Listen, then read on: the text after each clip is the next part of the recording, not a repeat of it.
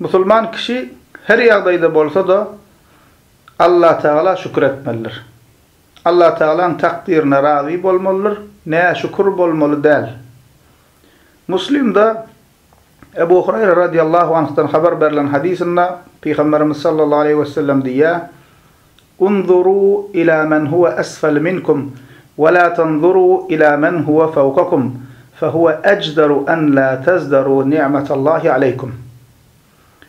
Dünya işlerine özünüzden yukarıdakilere seyretmeň, özünüzden peslere seyredin. Beýle etmeňiz Allah Teala'nın size beren nigmatyna pes garamazlygyňyza diýe garamazlygyňyz üçindir diýe.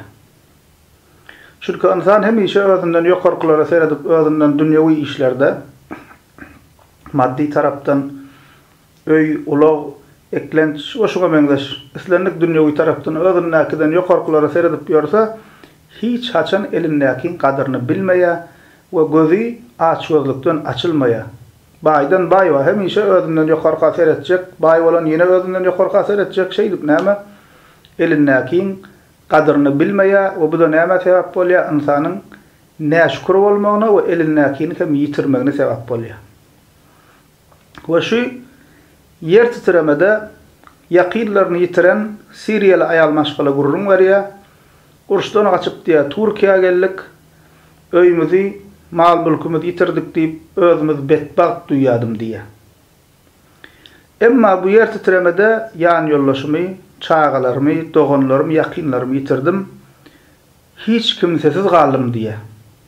Inni bildim diýär, men mundunyň nigmat içinde ýaşap ýörenekenim diýär. Yani görýän musulman doganlar özüne näil hasap edýär. Uruşdan geldik, öýüm bitdi, öýüm bombalany, uruşturdy, malymyz, mülkümüz ýitirdik diýipler. Emma ýene daşta wuragyny näme jan saglygy we dogan garnaşlary we ýollaşy we çağalary we emma elinden olaram gitdi diye inni men bildim diye asyl nigmat men inni elimden gidirdim diye. Yani musulman doganlar halkymyzyň içinde diýilýär, beterden beteri we diye. Şol sebäpli musulman doganlar nähil kyn ýagdaýa duçar bolsak hem ne şükür bolmaly däl. Näme üçin men başyma bu zat gelýär diýip takdire narazy bolmaly däl. Allah Teala şükür etmeli.